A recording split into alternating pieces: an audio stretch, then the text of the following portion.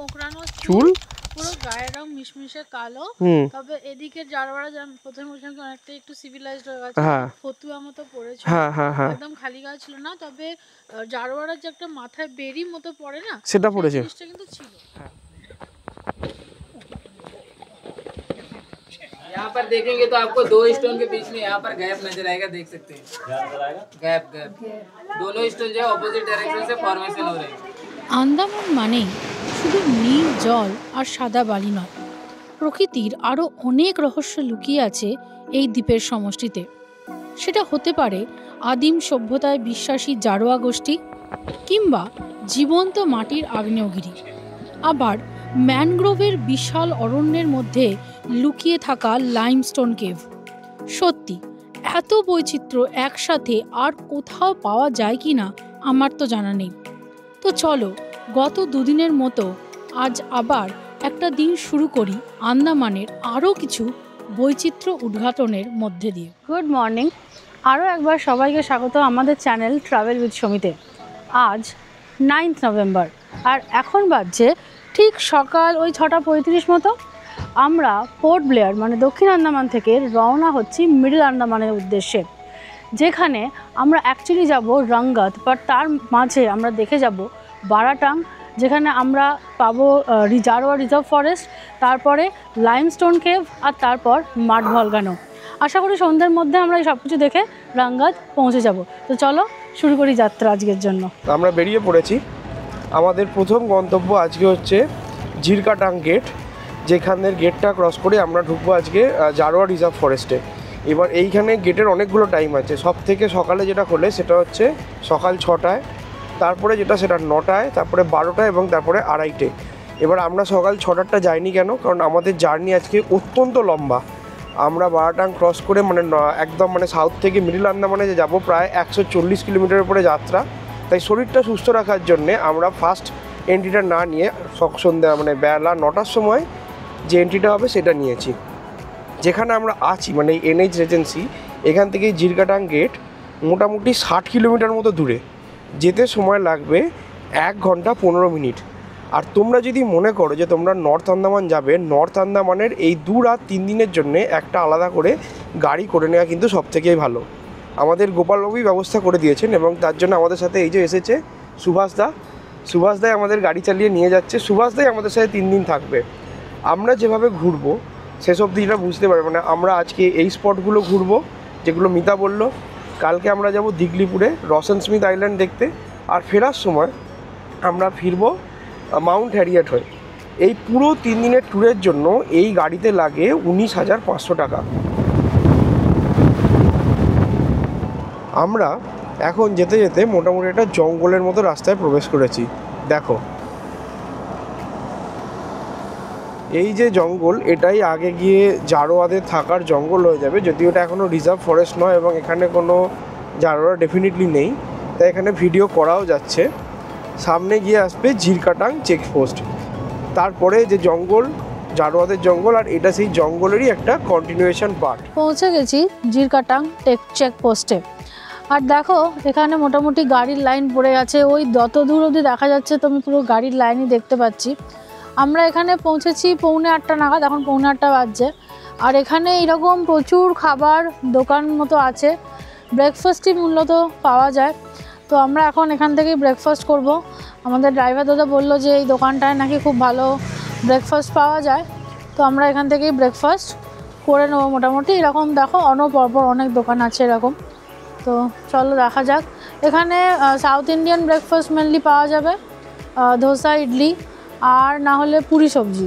তো আমরা আজকেও যথারীতি সাউথ ইন্ডিয়ান ব্রেকফাস্ট করছি, শরীরটা ভালো থাকবে, অনেক লম্বা জার্নি আছে সামনে। অর্ডার দিয়েছি প্লেন ধোসা, যেটার পার প্লেটের দাম হচ্ছে 60 টাকা।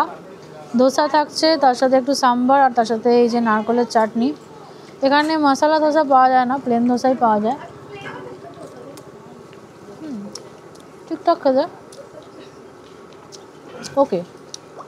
এই যে সামনে যে জায়গাটা দেখতে পাচ্ছ, এটাই হচ্ছে জিরকাটাং চেকপোস্টের এদিকে আছি এখন, তাই জন্য ভিডিও করতে পারছি। চেকপোস্টের ওদিকে দেখো ওই যে বাস দাঁড়িয়ে রয়েছে, ওইখান অবধি হয়তো একটু হেঁটে যাওয়া যায়, কিন্তু তারপর থেকে আর না ভিডিওগ্রাফি অ্যালাউড, না হেঁটে যাওয়া allowed, not even photography, strictly prohibited. কারণ এরপরে জায়গাটা শুরু হবে সেটা হচ্ছে জারোয়া রিজার্ভ ফরেস্ট। 1000 কিলোমিটারেরও ওপর একটা বিস্তৃত জঙ্গল। আর এই যে রোডটা আমরা ক্রস করব, এটা মোটামুটি 50 কিলোমিটার মতো, 2 ঘন্টা মতো টাইম লাগবে, কারণ রাস্তা কোথাও কোথাও একটু খারাপ আছে। তো এইখানে এসে তোমাকে ফর্ম ফিল আপ করতে হয়, তার জন্য অবশ্যই নিজের আই কার্ড ক্যারি করবে। তো যতজন আসবে সবার আই কার্ড লাগবে। তো সেইগুলো ফর্ম ফিল আপ করে আমাদের ড্রাইভার দাদা নিয়ে গেছে জমা করার জন্য। আর এইখানে দেখো বোর্ডে, নোটিশ বোর্ডেও লেখা রয়েছে যে কী প্রহিবিটেড রয়েছে। ওকে, মুভ ইন কনভয় অনলি, মানে এখান থেকে যে এত গাড়ি দাঁড়িয়ে আছে, আমি মোটামুটি আন্দাজে বলছি 20-25টা গাড়ি দাঁড়িয়ে আছে। তো এটা সবাই কনভয় করে যাবে।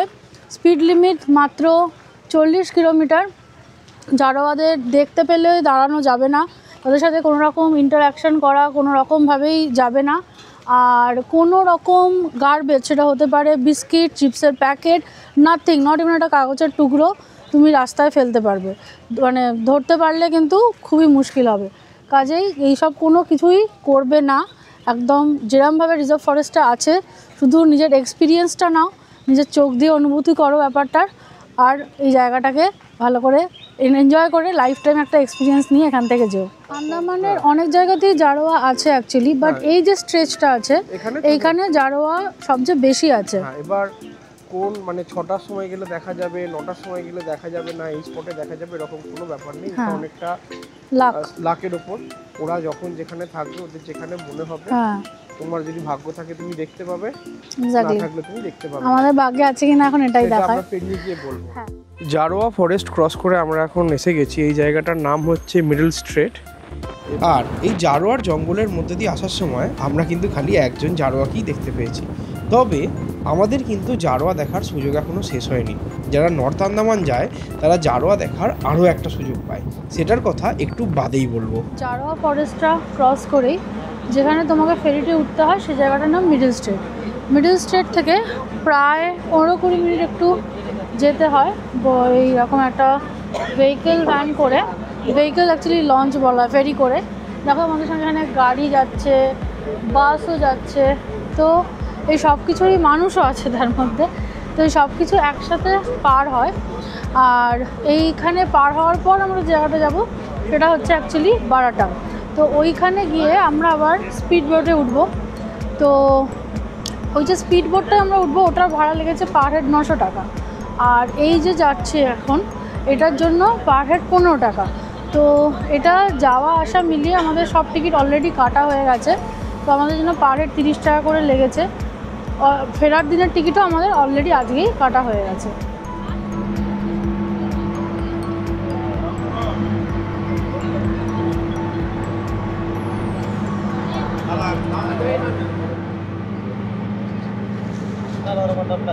আমরা প্রায় ক্রস করে ফেলেছি এইখানে খাড়িটাকে। এবার সামনে এদিকে দেখো, ওই যে জায়গাটা দেখতে পাচ্ছ, ওটার কথাই মিতা বলছিল, ওটাই হচ্ছে বারাটাং।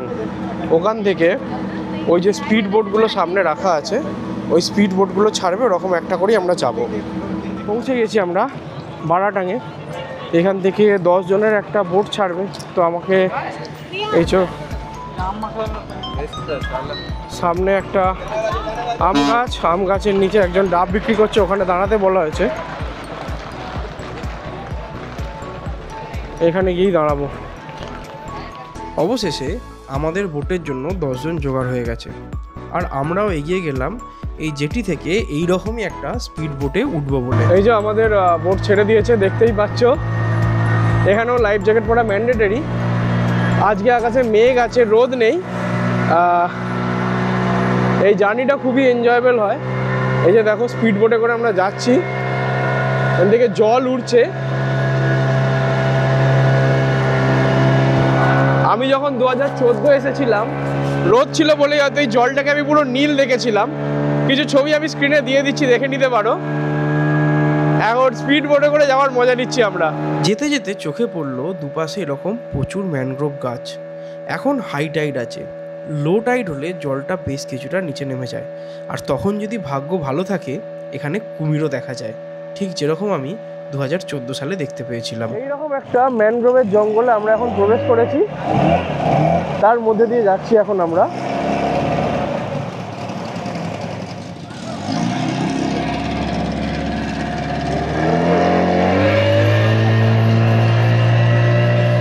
আমরা এখন এসে গেছি, দেখো এখানে দেখা যাচ্ছে যে লাইমস্টোন কেভ। এখান থেকে আরও 1.2 কিলোমিটার হেঁটে যেতে হবে, কিছুটা এরকম ম্যানগ্রোভের জঙ্গলের মধ্যে দিয়ে হেঁটে যাওয়া। অন্য কিছু যদি বাদও দিই, এখানে এসে এই ম্যানগ্রোভের জঙ্গলের মধ্যে দিয়ে আসার এক্সপিরিয়েন্সটা, একটা খাড়ির মধ্যে দিয়ে আসা, এটা দারুণ লাগে। এই লাইমস্টোন কেভ যাওয়ার রাস্তাটাও ছিল বেশ রোমাঞ্চকর। রাস্তার দুধারে জঙ্গল, আর সেই জঙ্গলের গাছের গুড়ি একেবারে রাস্তা পর্যন্ত বিস্তৃত হয়ে রয়েছে। তাই জন্য অবশ্য হাঁটার সময় মাটির দিকে খেয়াল করে সাবধানে হাঁটতে হচ্ছে। কখনো ঘন বন, আবার কখনো খোলা মাঠ, আবার কখনো কয়েক ধাপ সিঁড়ি।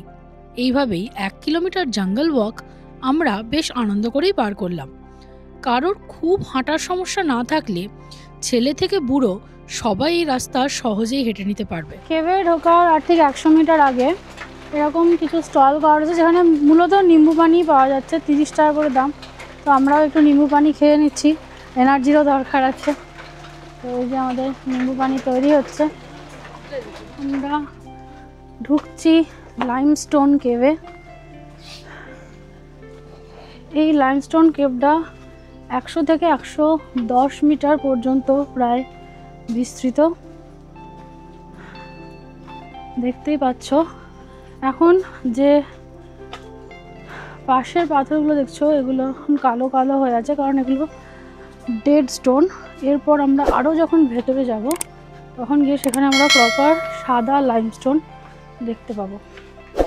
বেশ অন্ধকার, সামনের রাস্তা আরও বেশি অন্ধকার হতে চলেছে, আর তারই মধ্যে আমরা যাচ্ছি অনেকটা হাঁটাহাঁটির জন্য, বেশ গলদঘর্ম অবস্থা।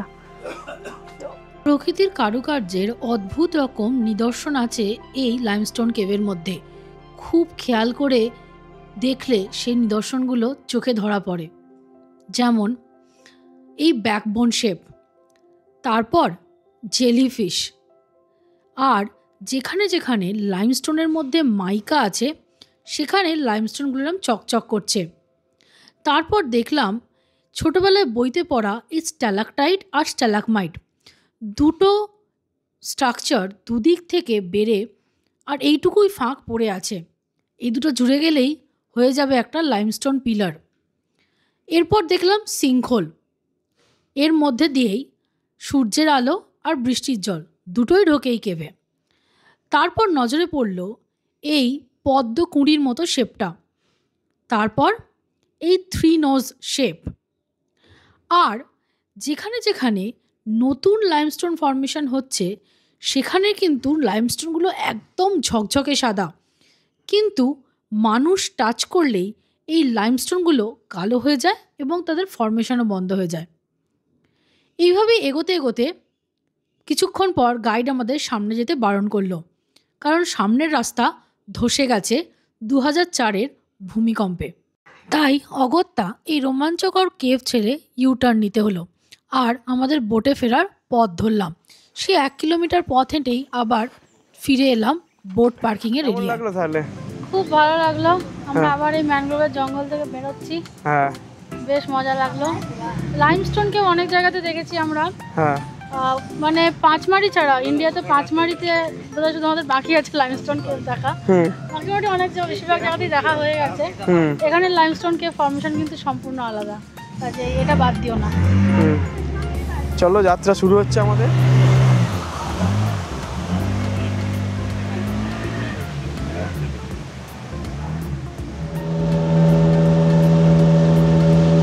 আমরা আবার এই লাইমস্টোন কেভ কভার করে ফিরে এসেছি বারাটাঙে। এই যে দেখো, এই সেই জেটি যেখান থেকে আমরা আমাদের জার্নি স্টার্ট করেছিলাম। এই নভেম্বর মাসের প্রায় মাঝামাঝিতে, প্রায় শুরুর দিকে এসেও আকাশে এরকম মেঘলা, এই জিনিস দেখার জন্য প্রস্তুত হয়ে আসিনি আমি, বাট কি করা যাবে, ভগবানের ইচ্ছার ওপরে তো কারোর ইচ্ছা নেই। ভগবান যা দেখাচ্ছে তাই আমি দেখছি।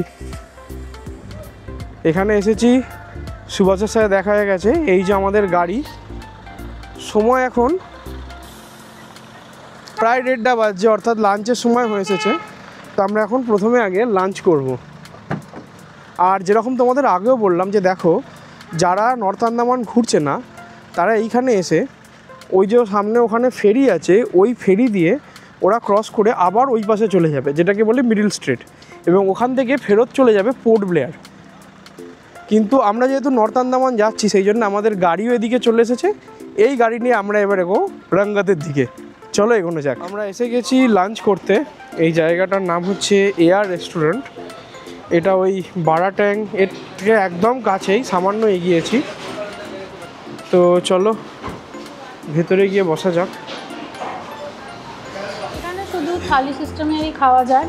ভেজ থালির দাম 160 টাকা, যাতে থাকে ভাত, একটা শাক, আচ্ছা এখানে মিক্স ভেজ, তার সাথে আরও একটা কিছু সবজি, ডাল, এই যে দিয়েছে পাঁপড়, আর ওখানে দিয়েছে পেঁয়াজ।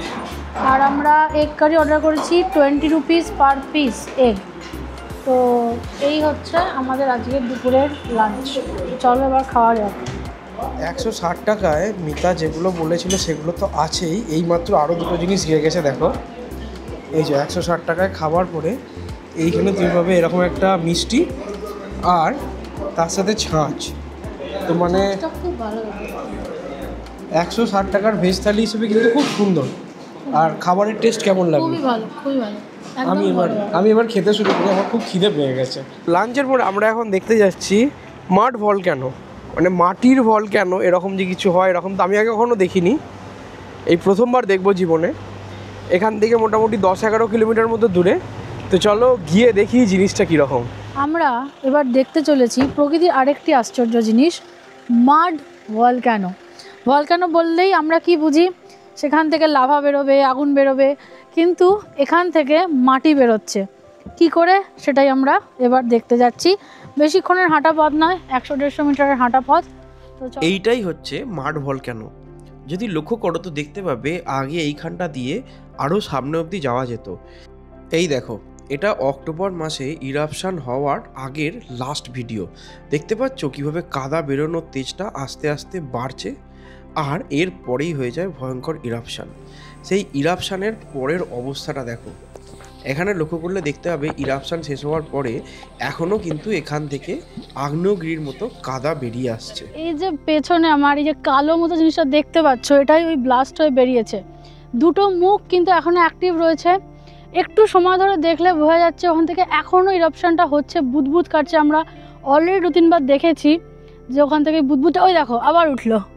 তো এই যে অ্যাক্টিভ জিনিসটা বেরোচ্ছে, এই যে একদম ফ্রেশ কাদাটা, এই যে তুমি নিজে দেখে বুঝতে পারবে। দেখো এইটা কালারটা দেখো, এই যে এই কালারটা দেখো, আর পাশে যেটা আগে বেরিয়েছে, মানে যেটা মাসখানেক আগে ইরাপশন হয়ে বেরিয়েছে, শুকিয়ে গেছে ওটা, এবং সেটার কালারটা দেখো। এবং এই মাড ভলক্যানোর নিচেও কিন্তু থাকে ভূপৃষ্ঠের উত্তপ্ত অঞ্চল।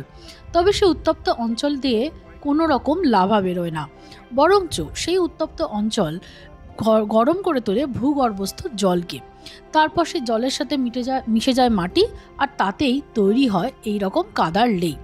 আর তারপর প্রচণ্ড রকম চাপের ফলে একই সাথে বাষ্প, জল এবং কাদার এই লেইটা বেশ উচ্চতার সাথে এই রকম বিভিন্ন রকম মুখ দিয়ে মাটির ওপরে বেরিয়ে আসে। দেখে নাও আরও একবার সেই দৃশ্য। তাহলে এই জন্মে ভলক্যানো দেখাও হলো। হ্যাঁ, কেমন লাগলো ভলক্যানো দেখে? খুব ভালো লাগলো, খুব ভালো লাগলো। মানে খুব সার্থক হয়ে গেল। মানে কি ছোটবেলায় বইতে পড়েছি, হ্যাঁ, কিন্তু এইরকম যে কোনোদিন চাক্ষুষ দেখতে পাবো এটা আশাও করিনি। সেটাই। যাই হোক, এই বয়সে এসে যে দেখতে পেলাম সেটার জন্য সত্যি কাকে ধন্যবাদ দেবে? Travel with Sami. Mud volcano দেখে এলাম। তো অনেকেই আগে হয়তো ভাবে যে মাড ভলক্যানো দেখে আর কি হবে, কেন হবে, তোমরা নিজেরা ভিডিওতেই দেখলে। তো কাজেই এবার এখন যদি আসো মাড ভলক্যানো কিন্তু আর মিস করা যাবে না। দুর্দান্ত কিছু একটা জিনিস দেখতে পাবে।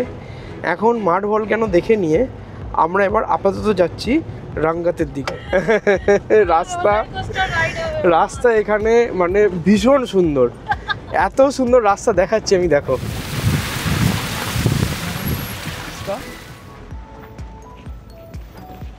আরে বাপরে।